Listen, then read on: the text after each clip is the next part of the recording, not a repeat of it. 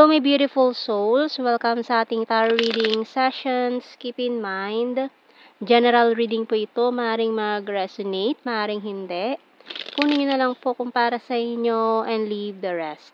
Maaaring mag-shift na energies or magkabaliktad ang sitwasyon.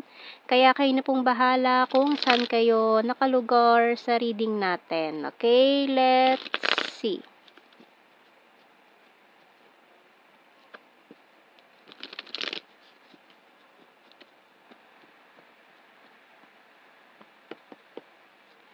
So we have here the Two of Swords and the Shadow side. Knight of Pentacles and the Six of Cups. Nine of Wands and the Six of Swords. Page of Swords and the Page of Pentacles. Okay. And the Knight of Swords. So meron tayong dalawang kabalyero diyan ha. Knight of Pentacles and the Knight of Swords. And meron din tayong dalawang mensahero dito. With the Page of Swords and the Page of Pentacles. Okay, action, messages.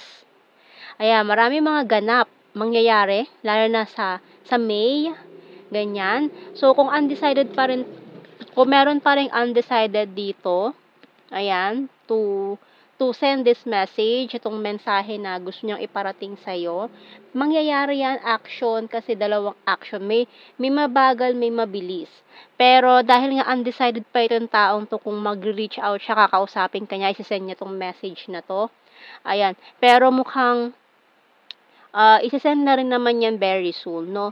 Parang nag-aalangan pa lang din siya, pero very, very soon, maaaring isend niya na rin yung message na yan. So, this person is thinking of you like parang obsessive thoughts. Ayan, parang hindi siya mapakali. Ayan, hindi siya mapakali ngayon. Para siyang irritable na parang hindi siya mapakali. And, ayun na, mukhang isasend niya na rin yung message na yan. Kasi, yun lang mga kapagpagaan siguro na nararamdaman itong taong to. Ayan, so this person tried to move on. Pero hindi nangyari yon, no? With the Six of Swords natin, guarded and wounded energy, pero, ayan, maaring ikaw to, energy ng guarded and wounded, parang ayaw mo siyang pansinin, ayaw mo siyang kausapin this time, parang ayaw mo siyang papasukin sa buhay mo, kasi nga parang, may ginawa siyang hindi maganda. Pero this person is stalking you, namimiss ka niya, and tinampa natin sa ating mga signs and symbol cards.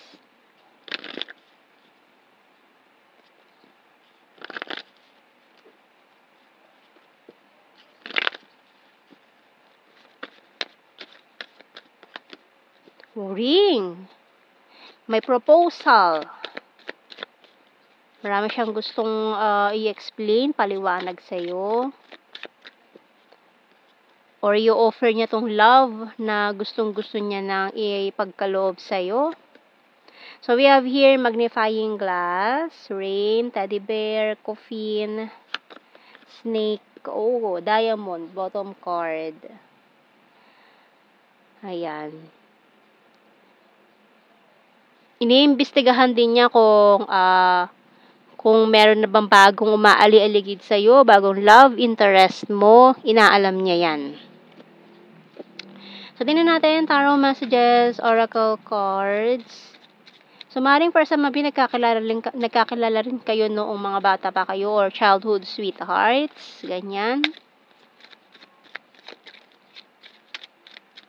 We have here powerful and discipline. So, maaaring yung kind of work niya is kailangan ng matinding disiplina sa sarili or meron in the power sa society, ganyan. You're so hot. Okay, you're my twin flame. So, maaaring twin flame energy for some of you. Giving up. So, nag-give up na siya, pero ngayon, this person want you back. And this person really want a family with you. Can you forgive me and moving forward? Pero, nag-give up na siya, nag-move on na siya, pero talagang gusto pa rin niyang bumalik sa'yo to have a family with you. Gusto niya mapatawad mo siya sa mga nangyari. I'm strong and independent.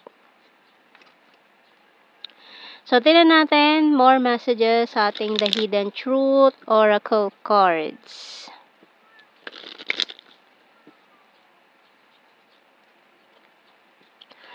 So, mukhang medyo delayed 'tong message na 'to kung kailan 'yan mangyayari. Ayan. Kumuha ako ng isang card, July. July! Okay, mukhang matagal-tagal pa itong hintayan na magaganap dito. Sa July pa, we both know I'm not the one for you.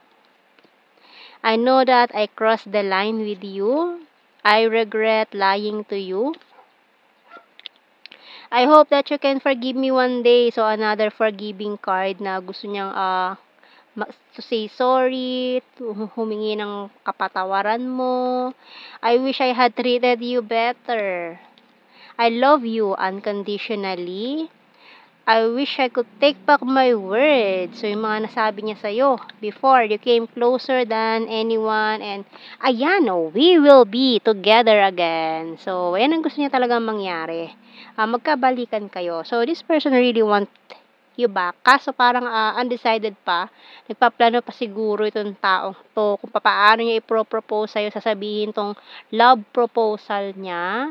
Kasi, ayan, maaaring may umentrada din na third party issues dyan. So, kuha tayo ng initials.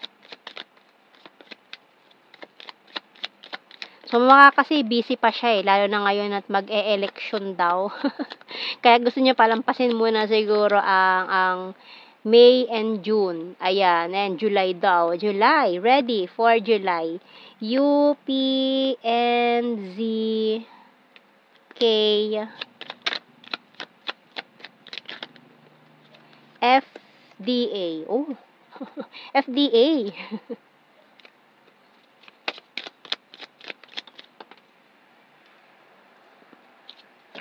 Okay, nahulog ang X, I, V, G. Ayan, ang ating mga initials. And let's see sa ating blue card, kuha tayo ng, confessions. Chaser and true love. Ayan. Yan na, i-confess niya na sa'yo after ng election sa July. Ayan. So, magpapahinga lang daw siya ng June. Di ba? Ang tagal. Ang tagal naman, no? Maghihintay ka pa ng ilang buwan. So, papahinga lang daw siya ng June, tapos July. Ayan na, mukhang July pa siya magkakaroon ng time. Naku po, ang tagal pa nun. So, kung mahihintay nyo, no, depende na yan sa inyo. So, ayan. So, tingnan natin general signs and the messages natin. Busy pa daw eh. Ayan, ako, kung mahihintay nyo pa ba yan?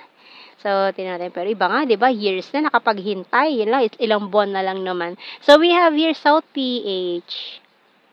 Patience, please. Ayan daw, Kasi, patience daw, Kaya, kailangan talaga, kung gustong-gusto mo isang bagay, kailangan paghihirapan. Kailangan maghintay ng, paghintayan. Ayan. We have here province. Kumbaga, worth the wait. Ganon.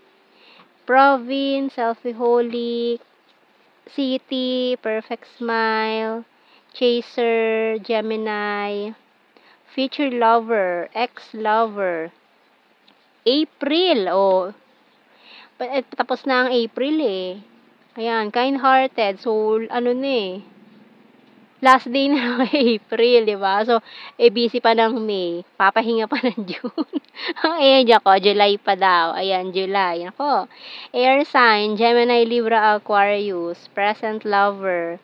Fire sign, Aries, Leo, Sag.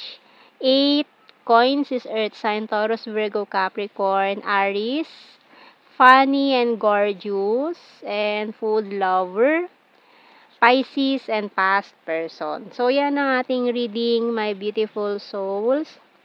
Thank you for watching. Take care and God bless. See you in our next reading, guys. Bye-bye.